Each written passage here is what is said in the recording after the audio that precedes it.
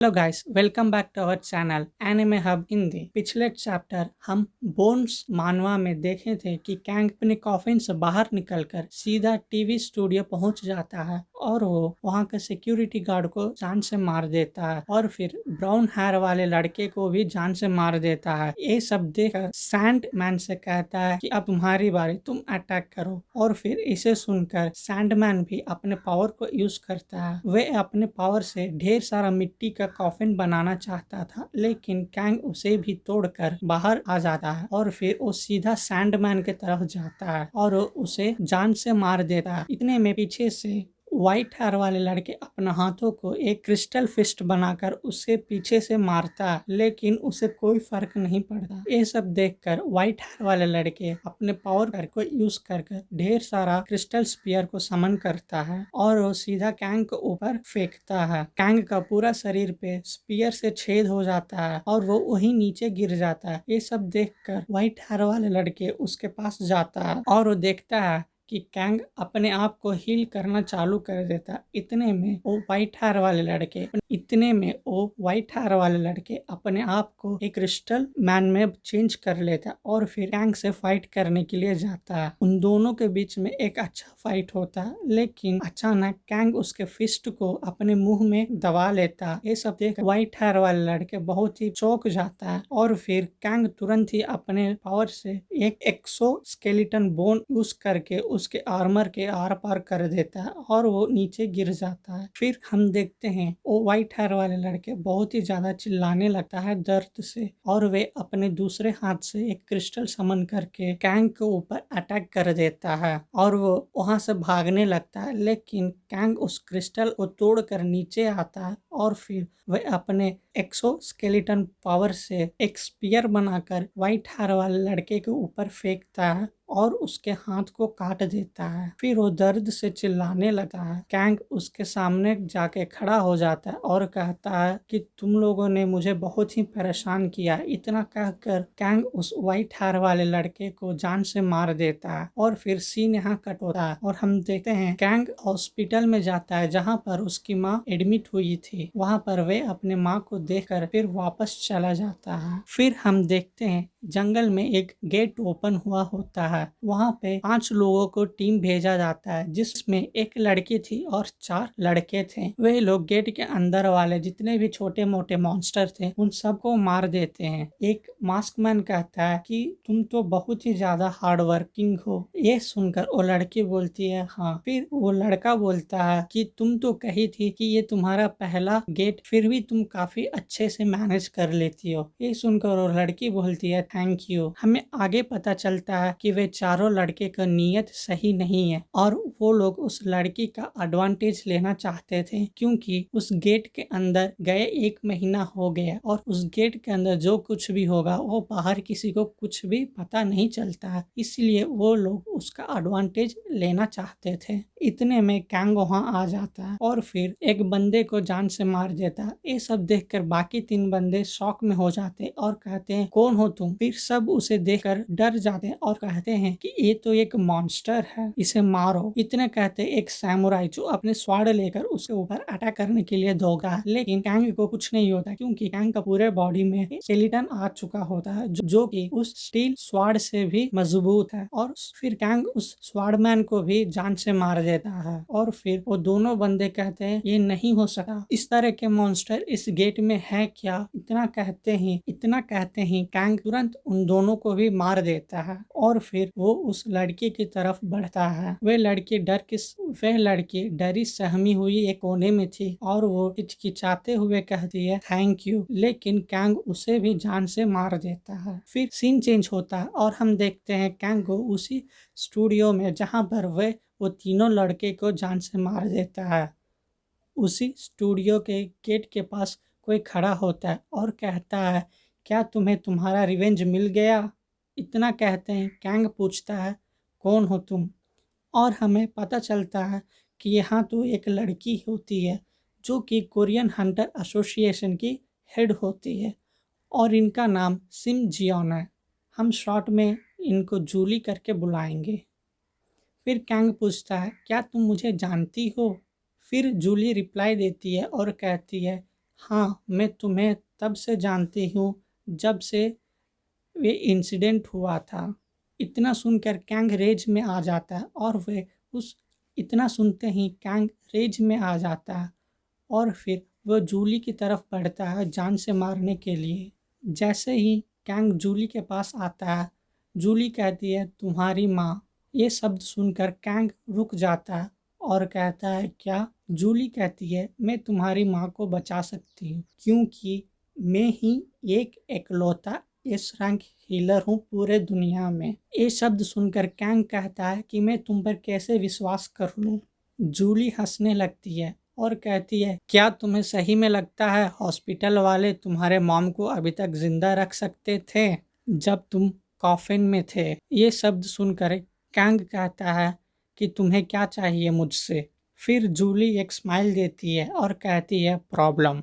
ये शब्द सुनकर कैंग कहता है प्रॉब्लम, इसका मतलब क्या? तो फिर जूली कहती है हंटर लोग बहुत ही ज़्यादा स्ट्रांग हो चुके हैं जो कि नेशन वाइड में जाकर अटैक करते हैं और नेशन को कॉन्कर करके अपने हिस्से में मिला लेते हैं और अभी के मिलिट्री पावर भी उनके सामने कुछ नहीं है। वे लोग मिलिट्री पर्सन को आराम से टेक डाउन कर सकते हैं। और वो कहती है क्योंकि हंटर के कारण गेट्स के अंदर जितने भी मॉन्स्टर थे सब मारे जा चुके हैं, लेकिन गेट्स डिसअपियर नहीं हुआ और इसके वजह से दूसरे नेशन लोग उस गेट्स को एक पोर्टल की तरह यूज करते हैं दूसरे नेशन में आने जाने के लिए। और हम भी यही करते हैं क्योंकि हमारे कंट्री में ज़्यादा हंटर नहीं है, इसके कारण जापानीज हंटर हमारे कंट्री में अटैक करने के लिए सोच रहे हैं और हम लोग को पास इतना हंटर ना होने के कारण हम लोग उन्हें ज़्यादा दिन तक रोक नहीं पाते। तुम हो, हमें एक उम्मीद जागी है कि हम उन्हें रोक सकते हैं। अगर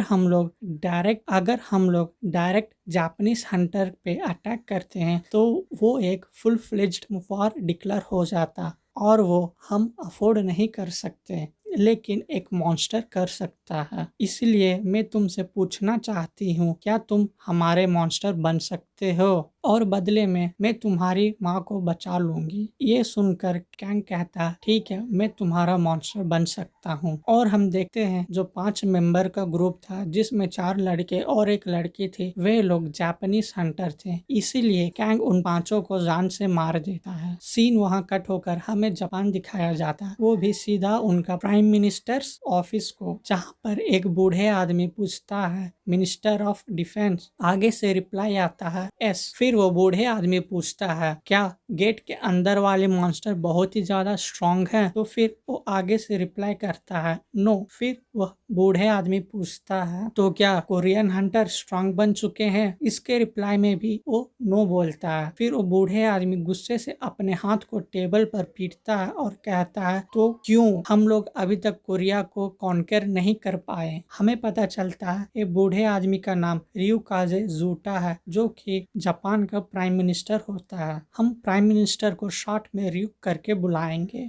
डिफेंस मिनिस्टर कहता है मुझे माफ कीजिए सर, मैं ये सब ब्लंडर को जल्द ही ठीक कर दूंगा। तो प्राइम मिनिस्टर बोलता है कैसे? डिफेंस मिनिस्टर हंसते हुए कहता है मैं खुद जाकर वहाँ का सिचुएशन अपने कंट्रोल में लेता हूँ। हमें यहाँ ये पता चलता है कि ये जो डिफेंस मिनिस्टर है ये खुद में एक एस रैंक हंटर है और इसका नाम इकोशाई कागिरो है, जिसे हम साई करके बुलाएंगे।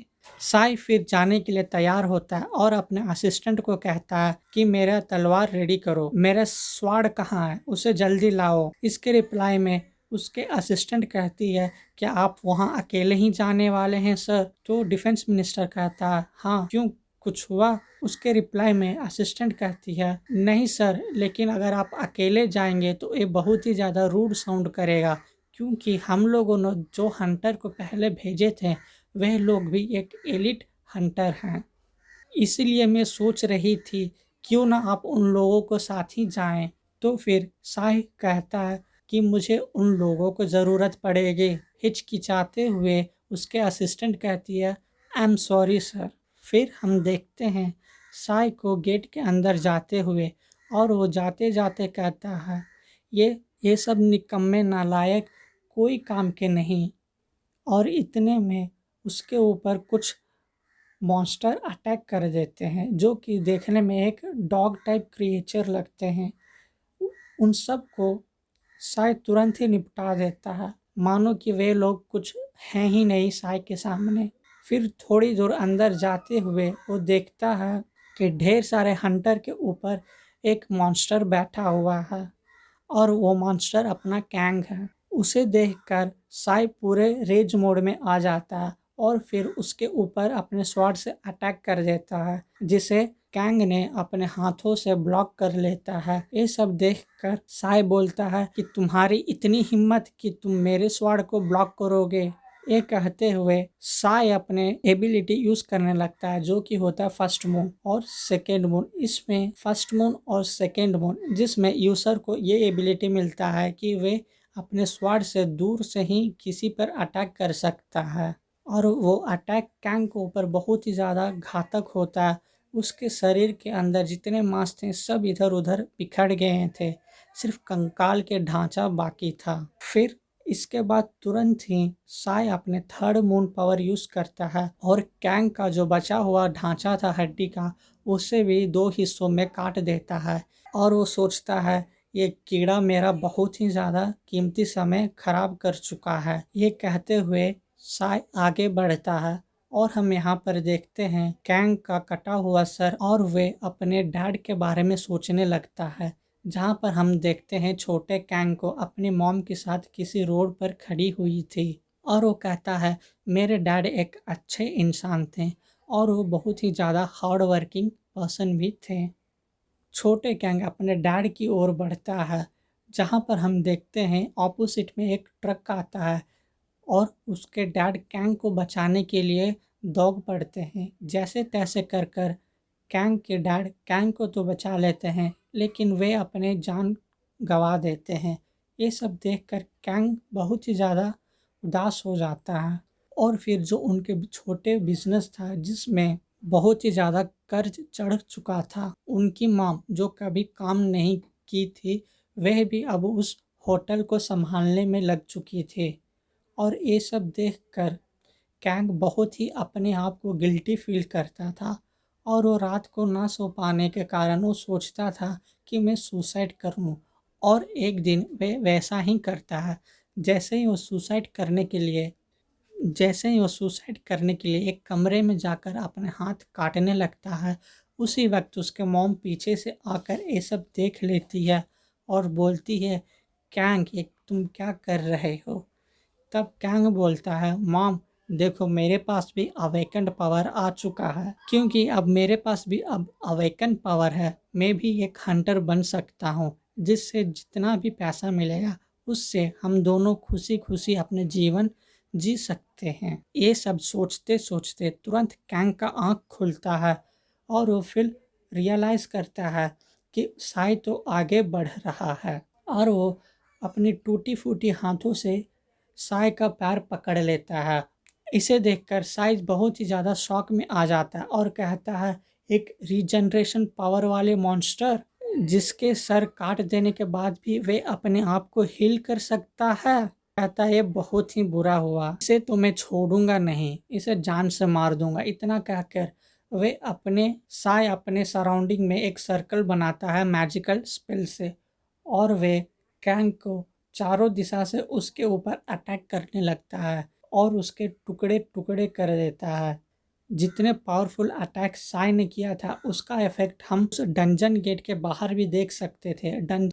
डंजन गेट के बाहर जितने भी पेड़ पौधे थे वे सब हवा में उड़ने लगे, टूट टूट कर इधर उधर बिखरने लगे। फिर साई सोचता है कि अब इससे तो वे नहीं बच सकता है और वे वहाँ से जाने लगता है। इतने में कैंग अपने एक्सोस्केलेटन पावर यूज करके एक हड्डी का स्पीयर बनाकर कैंग के पाँव पर मार देता है और वो शॉक होकर उसे ही देखने लगता है, क्योंकि कैंग जिस हालत में था उस हालत में कोई भी मॉन्स्टर आज तक जिंदा नहीं बच पाया था। फिर साय बोलता है कमीने में तुम्हें नहीं छोड़ूंगा। ये कहते हुए वे अपने स्वाड को लेकर उसकी तरफ भागता है और यहाँ सीन कट होता है और हम देखते हैं प्राइम मिनिस्टर अपने असिस्टेंट और कुछ हंटर के साथ उस डंजन गेट के बाहर आ खड़ा रहता है।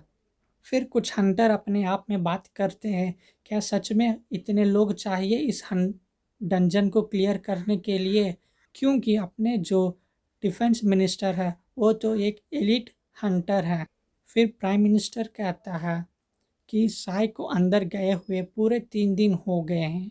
अंदर साय क्या कर रहा है कुछ पता नहीं, वो तो जापान का नंबर 1 हंटर है, फिर भी उसे इतना वक्त लग रहा है। इतना कहते ही उसके पैरों के नीचे साय का कटा हुआ सर गिरता है और फिर उस डंजन गेट से अपने कैंग बाहर निकलता है और उसे देखकर प्राइम मिनिस्टर गुस्से में चिल्लाता है और कैंग उसका सर भी काट देता है। फिर सीन यहाँ कट होता है और हमें दिखाया जाता है कोरियन हंटर एसोसिएशन का बिल्डिंग, जहाँ पर जूली का असिस्टेंट बोलता है, मैम आपका क्या प्लान है, क्या हमने कैंग को अपना मॉन्स्टर बनाकर जापान भेजे, क्या ये फैसला सही है? तो जूली रिप्लाई में कहती है, क्या तुम क्यूरियस नहीं हो आगे क्या होगा ये जानने के लिए? थोड़ा सब्र करो, क्या होगा अगर कैंग जीत जाए तो? अगर कैंग उस प्राइम मिनिस्टर के सामने टिका है और उससे लड़ाई में जीत जाता है तब तो हमारे कोरिया के लिए एक बहुत ही ज्यादा विक्ट्री होगा। और यहाँ पर जूली बताती है कि जापान का जो प्राइम मिनिस्टर है वो एक नंबर 1 हीरो है, जो कि एक SSS रैंक हंटर है।